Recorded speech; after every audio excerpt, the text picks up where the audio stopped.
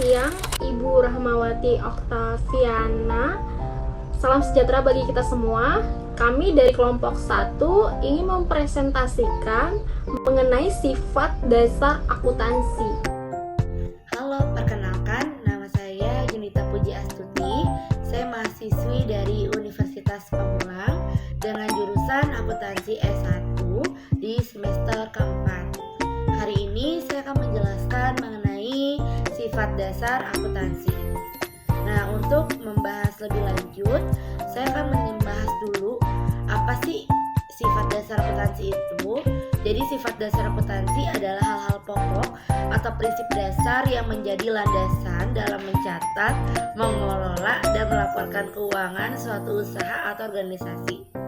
Dengan kata lain adalah cara berpikir dan aturan umum yang harus diikuti supaya laporan keuangan ini bisa dipercaya dan dipahami oleh siapapun. Nah, saya akan menjelaskan lebih dalam beberapa penjelasan sifat dasar akuntansi. Yang pertama, mengenai pencatatan berdasarkan fakta atau objektivitas. Semua transaksi itu dicatat berdasarkan bukti nyata seperti faktur, kwitansi, bahkan bukan saja perkiraan atau dugaan. Yang kedua, kesinambungan usaha atau yang namanya going concern. Akuntansi menganggap bahwa bisnis akan terus berjalan di masa depan, bukan akan tutup besok. Jadi laporan keuangan ini dibuat dengan pandangan yang jangka panjang. Selanjutnya ada satuan moneter atau money measurement. Semua transaksi dicatat dalam bentuk uang, biasanya dalam bentuk rupiah, dolar, dan tergantung mata keuangan yang lainnya, supaya bisa dibandingkan dan dihitung dengan mudah. Dan periode akuntansi, time period, kegiatan bisnis ini dibagi ke dalam periode waktu tertentu, misalkan dalam waktu per bulan, per tahun, per minggu, sehingga agar bisa melihat perkembangan usaha itu dari waktu ke waktu. Konsistensi, cara pencatatan biasanya harus sama dari waktu ke waktu. Misalnya, kalau tahun ini pakai metode tertentu, berarti tahun depan sebaiknya dengan metode yang sama, supaya hasilnya itu bisa dibandingkan. Selanjutnya ada relevan dan andal. Informasi dalam laporan keuangan harus bermanfaat bagi pengambilan keputusan dan bisa dipercaya karena dibuat dengan benar. Jadi, sifat dasar akuntansi ini memahami agar laporan keuangan ini menjadi lebih rapi, terus jujur, dan juga mudah dipahami. Selanjutnya, saya akan membahas mengenai prinsip-prinsip akuntansi. Prinsip akuntansi yang pertama itu ada accounting entity, yang dimana dalam bahasa Indonesia itu disebut sebagai entitas akuntansi atau entitas ekonomi. Adalah prinsip yang menyatakan bahwa perusahaan ini dianggap sebagai satu kesatuan yang terpisah dari pemilik atau pihak lainnya. Artinya, keuangan perusahaan ini tidak boleh dicampur dengan kepentingan pribadi atau keuangan pribadi pemilik atau bisnis yang lain. Biasanya akuntansi ini hanya mencatat transaksi yang berkaitan dengan perusahaan itu sendiri. Misalkan sebagai contoh yang sederhana, kalau kita punya toko sendiri, uang yang kita gunakan misalkan untuk keperluan pribadi, baik kita beli baju atau kita mungkin beli makan, itu tidak boleh dicatat sebagai pengeluaran toko. Nah, itu hanya transaksi yang berhubungan dengan kegiatan toko yang boleh dicatat dalam pembuatan toko. Jadi singkatnya ini, accounting entity adalah perusahaan, adalah satu kesatuan yang berdiri sendiri dan terpisah dari si pemiliknya. Yang kedua ada going concern, yang dimana artinya perusahaan ini dianggap dia akan terus beroperasi di masa depan dan tidak akan segera tutup cepat atau pada saat dia bangkrut. Jadi saat membuat laporan keuangan, kita bisa mengasumsikan bahwa bisnis ini dia akan terus berjalan dalam jangka waktu yang lama. Nah, sebagai contoh, misalkan kita membeli mesin, perusahaan ini mencatat sebagai aset bukan langsung jadi beban. Karena mesin itu kan akan dipakai dalam waktu yang lama, bukan waktu yang sebentar. Gitu. Selanjutnya, dengan prinsip yang ketiga adalah accrual. Accrual itu adalah prinsip akuntansi yang mencatat pendapatan dan beban saat terjadi. Jadi bukan saat uang itu diterima atau dibayar. Artinya transaksi ini dicatat berdasarkan kapan dan hak dan kewajiban itu muncul. Jadi bukan kapan kas itu berpindah. Sebagai contoh nih, misalkan kita perusahaan ini menjual barang secara kredit, itu tetap dicatat walaupun kita belum terima barangnya. Sama halnya kita gaji karyawan di bulan Januari atau mungkin Februari atau Desember, itu juga tetap dicatat walaupun mungkin karyawan itu belum nerima nih gajinya gitu. Selanjutnya ada prinsip yang keempat, materiality, yang dimana prinsip ini menyatakan bahwa hanya informasi yang penting aja atau yang berpengaruh terhadap keputusan pengguna laporan keuangan yang perlu disajikan secara rinci. Misal, kalau dia kecil dan tidak mempengaruhi keputusan, itu mungkin bisa disederhanakan. Tapi sebagai contohnya aja, jadi jika perusahaan nih membeli tempat sampah misalkan dengan harga 50.000, itu bisa langsung dicatat sebagai beban, bukan sebagai aset tetap, karena nilainya itu dia lebih murah, tidak materiality atau tidak signifikan. Prinsip yang kelima ada substance over form, yang dimana dalam akuntansi ini dia lebih penting adalah kenyataan yang sebenarnya dari suatu transaksi, bukan bentuk hukumnya.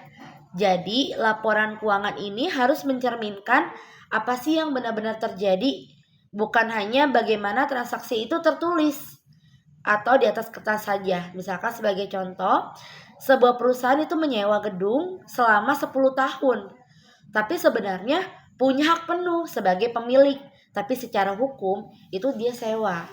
Tapi secara substansi itu sama seperti dia membeli gedung. Maka akuntansi ini mencatat seperti pembelian aset, bukan sewa. Prinsip yang keenam itu ada time period, yang dimana prinsip bahwa aktivitas bisnis itu dibagi menjadi jangka waktu tertentu. Misalkan ada yang per minggu, per bulan, maupun per tahun. Tapi biasanya sih kalau dia perusahaannya yang besar, yang tergolong besar, dia akan langsung, kalau tidak per bulan, dia per tahun, tidak per minggu gitu. Supaya kinerja perusahaan ini bisa dilaporkan dalam waktu dan dibandingkan secara teratur. Contoh nih, misalkan laporan ini dibuat tiap akhir tahun, atau ada yang per 31 Desember atau per 1 Januari. Nah, itu gimana untuk melihat hasil usahanya selama 1 tahun. Apakah dia perusahaannya mengalami keuntungan atau mungkin perusahaannya mengalami kerugian. Gitu. Prinsip yang ketujuh itu ada judgment, yang dimana akuntansi adalah pertimbangan profesional yang digunakan akuntan saat pengambilan keputusan, terutama nih ketika tidak ada aturan yang pasti. Akuntan harus memilih cara pencatatan yang paling masuk akal dan menggambarkan kondisi yang sebenarnya. Misalnya menentukan umur manfaat aset dan cadangan piutang tak tertagih. Memerlukan judgment karena nilainya itu tidak bisa ditentukan secara pasti. Selanjutnya prinsip yang kedelapan ada exchange price, yang dimana harga tukar atau nilai yang disepakati saat transaksi terjadi antara penjual dan pembeli. Dengan kata lain, itu adalah jumlah uang yang benar-benar dibayar dan diterima ketika barang atau jasa itu ditukar. Misal jika kita beli barang seharga 500.000, maka 500 itulah exchange price-nya gitu. Prinsip akuntansi yang kesembilan itu ada general purpose, yang dimana tujuan umum dari laporan keuangan yang dibuat untuk memenuhi kebutuhan banyak pengguna seperti investor, kreditor, dan masyarakat umum. Jadi laporan ini tidak dibuat khusus untuk satu orang, tapi untuk semua atau dari satu kelompok. Tapi untuk semua yang butuh informasi tentang perusahaan, termasuk UMKM juga ya teman-teman. Selanjutnya juga untuk prinsip akuntansi yang ke-10 itu ada monetary unit. di mana prinsip yang menyatakan bahwa semua transaksi bisnis dicatat menggunakan satuan uang tertentu, misalkan rupiah. Artinya akuntansi ini hanya mencatat hal-hal yang bisa ditukar dengan uang. Contohnya, kualitas pelayanan pelanggan tidak dicatat karena sulit diukur dengan uang, tapi penjualan, pembelian itu dicatat karena ada nilai uangnya. Selanjutnya prinsip yang ke-11 yaitu ada measurement, adalah cara atau metode untuk menentukan nilai dari sesuatu dalam laporan keuangan, biasanya dalam satuan uang. Contoh, menghitung berapa nilai sebuah aset berdasarkan harga beli atau nilai pasar. Prinsip yang ke-12 yaitu ada approximation, yang artinya perkiraan atau pendekatan dalam pencatatan akuntansi ketika nilainya itu tepat dan sulit didapat. Jadi akuntansi ini menggunakan angka yang paling mendekati kenyataan supaya laporan tetap bisa dibuat dengan hal yang wajar. Contohnya menghitung penyusunan aset menggunakan metode tertentu karena nilai pastinya tuh sulit dihitung dalam setiap waktu. Selanjutnya untuk prinsip akuntansi yang terakhir, yang ke-13 yaitu ada interrelated statement. Artinya laporan keuangan yang saling terkait satu sama lain sehingga informasi di satu laporan mempengaruhi laporan yang lain. Contohnya, laba dari laporan laba rugi akan mempengaruhi pasti saldo neraca dan laporan arus kas. Jadi semua laporan itu terhubung dan harus dibuat secara konsisten supaya gambaran perusahaan ini lengkap nih dan jelas, supaya laporan keuangan dari satu perusahaan itu bisa mengetahui ternyata dalam satu per tahun itu perusahaan ini mengalami, apakah perusahaan mengalami keuntungan atau perusahaan ini mengalami kerugian. Baik, selanjutnya saya akan menjelaskan mengenai sifat-sifat akuntansi. Di sini yang pertama ada laporan historis. Laporan historis itu apa sih? Laporan historis itu kalau dalam akuntansi merupakan laporan keuangan yang mana dibuat berdasarkan data dan transaksi yang telah terjadi di masa lampau. Artinya, angka-angka dalam laporan keuangan seperti arus kas, neraca maupun laporan laba rugi itu menunjukkan hasil kegiatan keuangan perusahaan yang sudah lewat, bukan merupakan suatu prediksi di masa depan. Nah, sifat-sifat laporan dari historis ini apa aja sih? Nah, yang pertama tuh dia tuh harus objektif. Artinya apa? Nah, dalam informasi akuntansi harus didasarkan pada bukti yang dapat diverifikasi gitu, dan independen. Data harus faktual gitu kan, dan tidak terpengaruh oleh opini atau bias pribadi. Yang kedua ada relevan. Informasi akuntansi harus relevan dengan kebutuhan pengambil keputusan informasi, di mana harus membantu pengguna dalam mengevaluasi peristiwa masa lalu, saat ini, dan masa depan.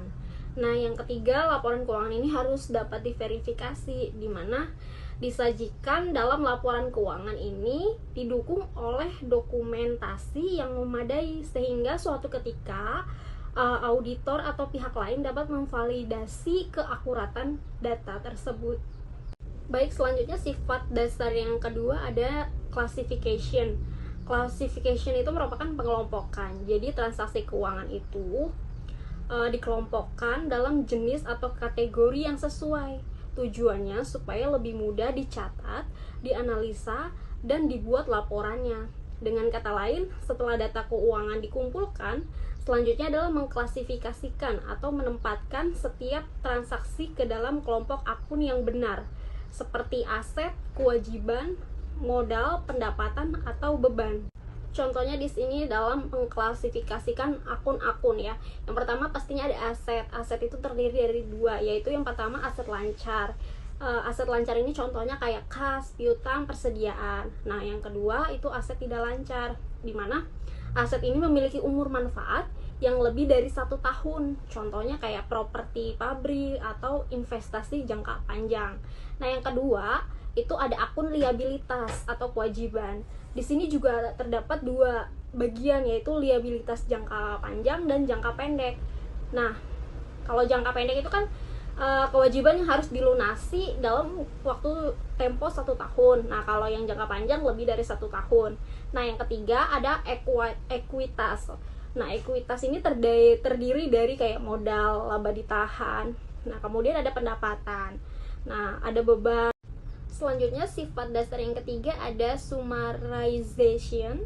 Nah, dalam akuntansi ini merupakan penyusunan ringkas, artinya menggabungkan, merangkum yang sudah dicatat, data-data tersebut, transaksi keuangan tersebut yang telah diklasifikasikan menjadi sebuah laporan keuangan yang ringkas.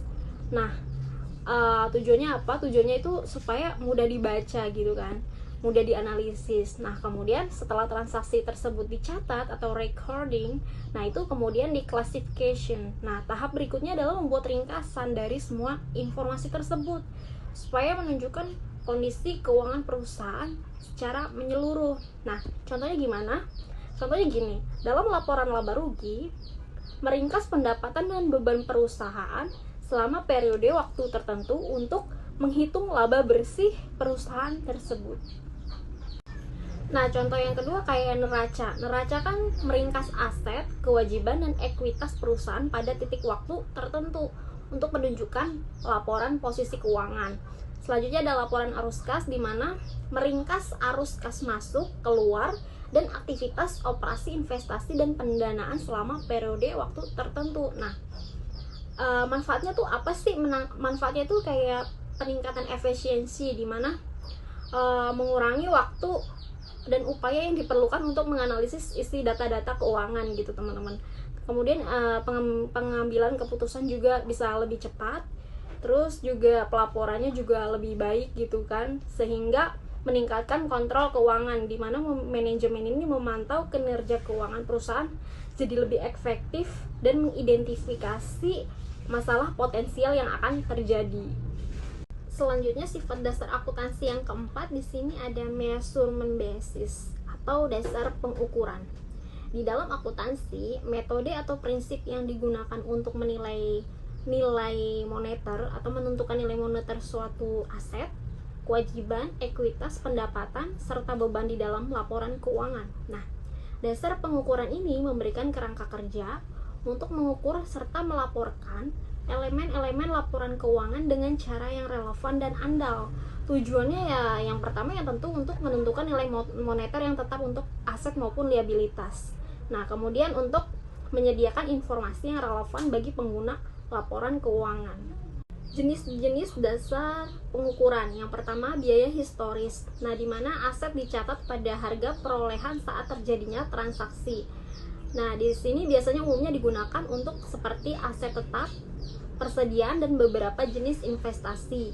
Yang kedua, ada biaya saat ini, di mana aset dicatat pada biaya yang harus dikeluarkan jika aset tersebut dibeli saat ini. Nah, penggunaannya biasanya dalam kondisi inflasi tinggi ketika nilai pasar aset berubah secara signifikan. Yang ketiga ada nilai realisasi neto. Nah, di sini aset dicatat pada harga jual estimasi dikurangi biaya penyelesaian dan biaya penjualan. Nah, umumnya digunakan untuk mengukur persediaan yang usang atau yang telah rusak. Selanjutnya ada nilai sekarang atau yang disebut present value. Nah, di mana aset atau kewajiban dicatat pada nilai sekarang dari arus kas masa depan yang diharapkan atau diterima atau akan dibayarkan. Nah, penggunaannya umum digunakan untuk mengukur nilai obligasi, sewa guna usaha, dan provisi. Nah, kemudian selanjutnya ada nilai wajar atau fair value. Aset atau kewajiban yang dicatat pada harga yang akan diterima untuk menjual aset atau dibayarkan untuk mengalihkan kewajiban dalam suatu transaksi yang teratur antara si pelaku pasar pada tanggal pengukuran. Nah, penggunaannya ini umum digunakan kayak seperti investasi, derivatif, dan aset keuangan lainnya. Sifat dasar yang kelima selanjutnya adalah verifiability atau verifikasi. Nah, di sini informasi accounting atau akuntansi harus didukung oleh bukti yang memadai sehingga dapat diverifikasi oleh pihak lain yang kompeten. Contoh verifiability yang pertama ada piutang usaha. Nah, saldo piutang usaha harus dapat diverifikasi dengan memeriksa faktur penjualan serta bukti pembayaran dari pelanggan. Contoh yang kedua kayak persediaan, di mana jumlah persediaan ini harus diverifikasi dengan melakukan perhitungan fisik dan membandingkan dengan catatan persediaan. Yang ketiga, contohnya aset tetap, di mana biaya perolehan aset tetap dapat diverifikasi dengan memeriksa faktur-faktur pembelian atau dokumentasi yang terkait dengan pembelian aset atau apapun itu. Nah, yang ketiga, utang usaha, di mana saldo utang usaha dapat diverifikasi dengan memeriksa faktur dari pemasok dan catatan pembayaran. Nah, yang terakhir ada pendapatan, di mana dapat diverifikasi dengan memeriksa kontrak penjualan, faktur, serta bukti pengiriman barang atau jasa. Prinsip selanjutnya ada konservatisme. Dalam akuntansi, prinsip ini merupakan prinsip kehati-hatian yang mengharuskan seorang akuntan untuk mengakui kerugian atau beban segera setelah ada indikasi yang wajar bahwa kerugian tersebut mungkin saja terjadi. Tapi harus menunda pengakuan keuntungan sampai benar-benar terrealisasi gitu. Jadi prinsip ini tuh bertujuan untuk menghindari overstatement aset ataupun pendapatan dan understatement kewajiban ataupun beban. Contoh penerapan konservatisme ini, contohnya kayak penurunan nilai persediaan.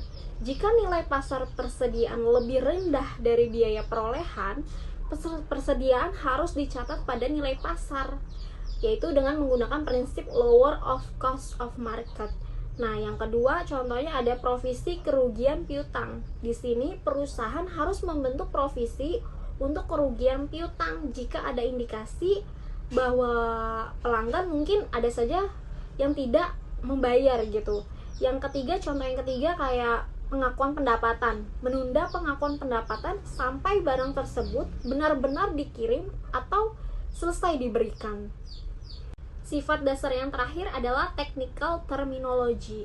Dalam bidang akuntansi, technical terminology ini artinya istilah-istilah khusus di mana digunakan untuk menjelaskan hal yang berhubungan dengan akuntansi dan keuangan. Di mana istilah tersebut ini memiliki makna tertentu yang mungkin beda arti dari biasanya atau dalam bahasa sehari-harinya tuh pastinya beda. Itu bisa disebut dengan bahasa akuntan ya. Nah, hal ini digunakan para akuntan untuk dapat berkomunikasi dengan jelas serta tepat. Contohnya seperti ini. Aset, kata-kata aset. Aset ini kan sumber daya yang dikuasai oleh entitas sebagai akibat dari peristiwa masa lalu dan dari mana manfaat ekonomi di masa depan, ya kan? Nah, yang kemudian kayak ada liabilitas. Liabilitas itu kewajiban entitas masa kini yang timbul dari peristiwa masa lalu. Kemudian ada ekuitas, di mana aset entitas setelah dikurangi semua liabilitasnya. Dan yang terakhir ada contohnya beban. Beban ini kan penurunan manfaat ekonomi selama periode pelaporan dalam bentuk arus keluar atau berkurangnya aset. Jadi istilah seperti itu yang disebut dengan technical terminology. Nah, setelah materi yang disampaikan oleh Kak Yunita dan Kak Meda sebelumnya, materi kali ini, materi selanjutnya akan disampaikan oleh saya, Ristina Iramangsari, mengenai tentang akuntansi, kapitalisme, kamera, netral atau bias sih. Ini tuh adalah materi selanjutnya setelah materi yang tadi disampaikan oleh kakak-kakak cantik sebelumnya.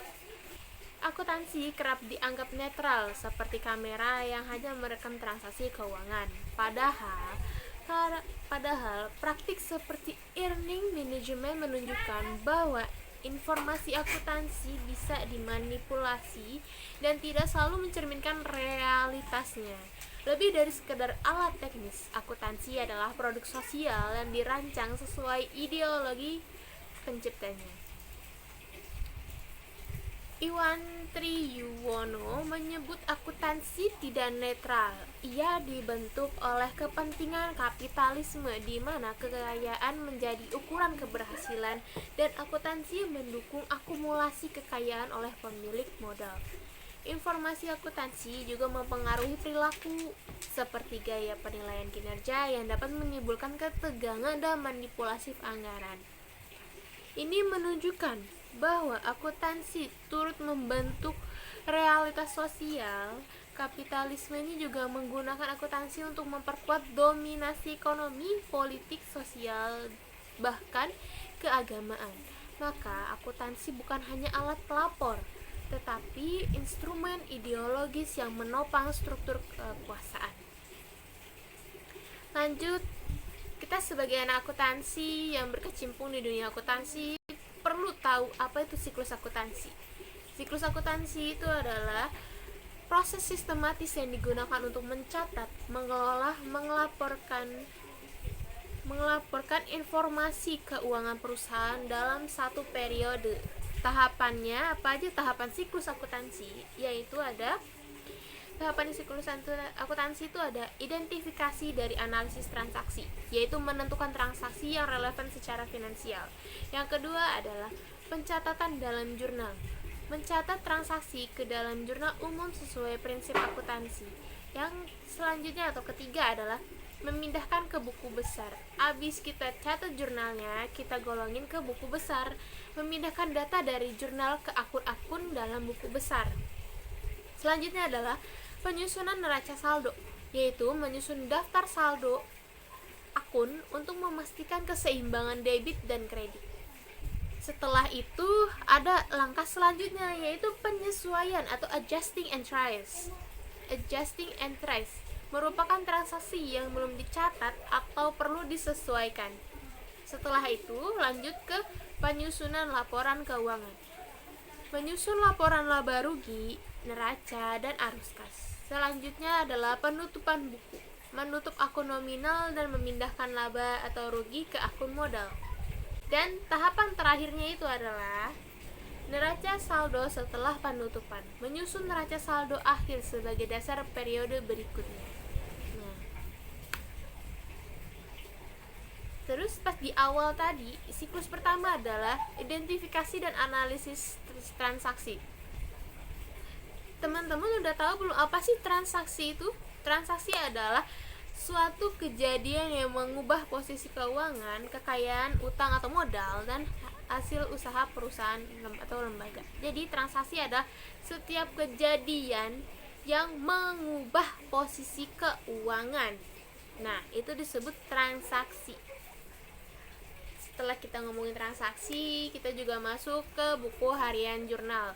Tadi kan udah tahu nih definisi dari transaksi itu apa. Nah, transaksi ini nantinya akan dicatat ke buku harian jurnal.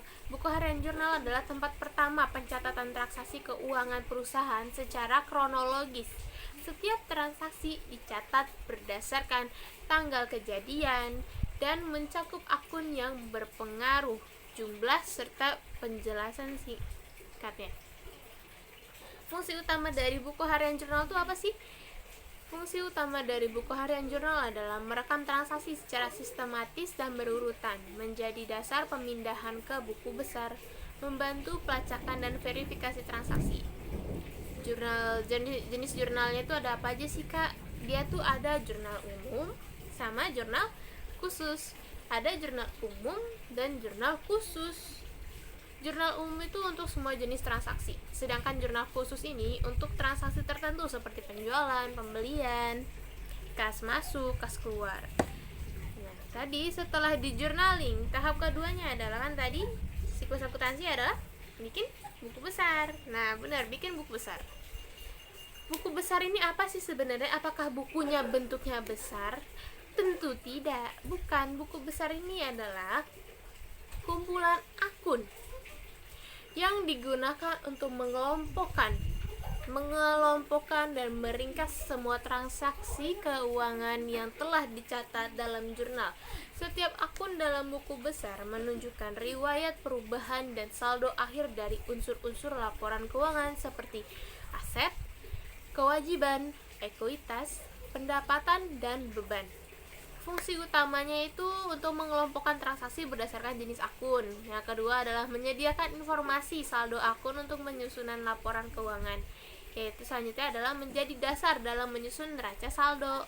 Jadi kita kalau misalnya bikin laporan siklus akuntansi itu, nggak bisa langsung loncat-loncat aku pengen ngerjain neraca lajur dulu, aku mau ngerjain ini dulu, itu tuh nggak bisa. Semuanya harus berurutan, step by step guys. Karena kalau misalnya kalian loncat-loncat itu tuh nggak bakalan bisa kayak peramal yang akan tahu oh nominalnya segini, ternyata nominal segini. Karena tadi habis dari jurnal umum kita lanjut ke jurnal buku besar. Buku besar ini adalah patokannya jurnal umum. Bagaimana kalau misalnya kita ngerjain buku besar duluan? Ya itu kita kan nggak tahu patokannya apa, jadi kita nggak bisa, kita ngarang jadinya. Nah lanjut, setelah buku besar itu ada neraca lajur. Neraca lajur itu format kerja berupa tabel yang digunakan untuk mempengaruhi penyusunan laporan keuangan. Tapi sebelum masuk ke buku besar, teman-teman udah tahu belum sih bentuk-bentuk sebelum masuk ke neraca lajur, teman-teman udah tahu belum sih bentuk-bentuk dari buku besar? Nah, ini ada beberapa contoh bentuk-bentuk buku besar. Nah, jadi buku besar itu ada 4 jenis dia. Yang pertama itu ada buku besar huruf T. Bentuknya tuh dia kayak gini. Buku besar huruf T itu akuntansi yang paling sederhana. Format ini hanya memiliki 4 komponen, yaitu nomor akun, nama akun, kolom debit sisi kiri, dan kolom kredit di sisi kanan. Ya. Nah, terus buku besar 2 kolom ini, bentuk buku besar yang satu ini dikenal dengan sebutan buku besar 2 kolom atau skontro. Nah, skontro. Dalam format ini, data transaksi dicatat dalam 2 kolom terpisah untuk debit dan kredit. Dia bentukannya seperti ini, dia lebih mengkotak-kotakan mana debit dan mana kredit. Untuk buku besar akuntansi selanjutnya atau buku besar 3 kolom ini, ciri khasnya adalah adanya kolom saldo di sisi paling kanan tabel. Selain itu tabel ini juga membuat kolom debit, keterangan, referensi, kredit, tanggal, dan saldonya. Dia di bagian sininya itu ada saldo. Nah, tanggal, keterangan, referensi, debit, kredit. Jadi nanti akun yang masuk ke sini dia akan ada refnya. Terus di akhirnya tuh dia ada saldonya yang membedakan dengan bentuk buku besar sebelumnya. Yang terakhir itu ada buku besar 4 kolom. Buku besar 4 kolom ini memiliki 2 kolom saldo debit dan saldo kredit. Tabel ini juga dilengkapi dengan kolom tanggal, keterangan, referensi, debit, kredit, serta 2 kolom saldo tersebut. Nah, kalau yang kolom 4 ini tuh dia lebih kita tahu, misalnya transaksi yang ini saldonya tinggal berapa, setelah selanjut transaksinya berikutnya ada berapa lagi saldonya. Jadi kita tahu saldo aktualnya atau saldonya tuh ada berapa. Jadi lebih gampang yang saldo ini. Ini dia lebih detail gitu ibaratnya. Sedangkan bentuk buku besar yang tadi tuh lebih sederhana, lebih cepat. Cuman kadang kita kalau yang baru pemula tuh kayak agak keder. Lanjut ke neraca lajur. Neraca lajur adalah format kerja berupa tabel yang digunakan untuk mempermudah penyusunan laporan keuangan. Meskipun bukan bagian dari laporan formal, worksheet membantu memeriksa keseimbangan dan kelengkapan data akuntansi sebelum laporan disusun. Fungsi utamanya itu seperti biasa, habis definisi kita masuk ke fungsinya. Kita jelasin fungsinya. Fungsinya apa sih guys? Fungsinya itu untuk menyusun dan menguji saldo akun dari neraca saldo. Terus mempermudah proses penyesuaian. Terus adalah menyajikan data yang siap digunakan untuk laporan keuangan. Jenis-jenis neraca lajur. Ada neraca lajur 6 kolom. Kolom neraca saldo penyesuaian, neraca saldo setelah penyesuaian. Digunakan untuk memeriksa keseimbangan dan kelengkapan data sebelum laporan disusun. Selanjutnya adalah neraca lajur. Neraca lajur 8 kolom. Dia ada tambahan kolom, yaitu tambahan laporan rugi dan raca. Mempermudah memisahkan akun nominal dari nominal dan real untuk penyusunan laporan keuangan. Neraca lajur 10 kolom. Tambahan kolomnya ada laba ditahan dan laba perubahan modal. Cocok untuk perusahaan yang sangat cocok untuk perusahaan yang ingin menyusun laporan keuangan lengkap secara langsung dari worksheet. Neraca lajur 12 kolom atau lebih digunakan untuk perusahaan besar atau kompleks. Dia itu bisa mencakup kolom arus kas, analisis rasio, dan laporan segmen usaha. Abis kita bikin neraca lajur, langsung kita masuk ke yang terakhir guys, yaitu adalah laporan keuangan. Laporan keuangan, cerminan kinerja dan posisi keuangan. Laporan keuangan itu apa sih? Laporan keuangan adalah hasil final dari proses akuntansi yang menyajikan informasi keuangan perusahaan dalam suatu periode. Tujuannya adalah untuk memberikan gambaran menyeluruh tentang kondisi keuangan dan kinerja usaha kepada pihak internal maupun pihak eksternal. Nah, jenis-jenis utamanya itu ada laporan laba rugi, menunjukkan pendapatan, beban, dan laba atau rugi perusahaan selama periode tertentu. Yang selanjutnya adalah neraca atau balance sheet, menyajikan posisi aset, kewajiban, ekuitas, dan akhir periode laporan ekuitas pada akhir periode laporan arus kas.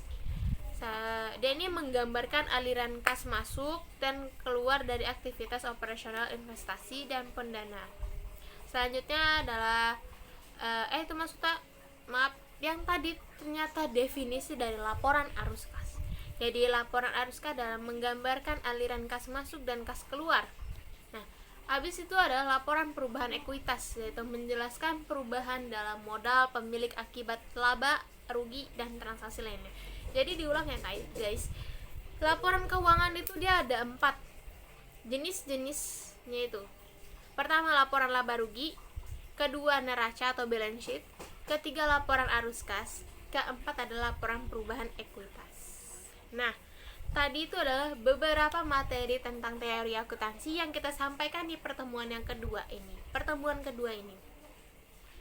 Semoga di video presentasi kita ini yang singkat dan sederhana ini teman-teman bisa memahami pertemuan teori akuntansi di pertemuan kedua ini. Saya akhiri video ini, saya mewakilkan teman-teman saya dan rekan-rekan saya. Sekian dari presentasi dari video kali ini. Terima kasih untuk kalian yang udah menonton sampai akhir video. Saya tutup. Wassalamualaikum warahmatullahi wabarakatuh. Dadah.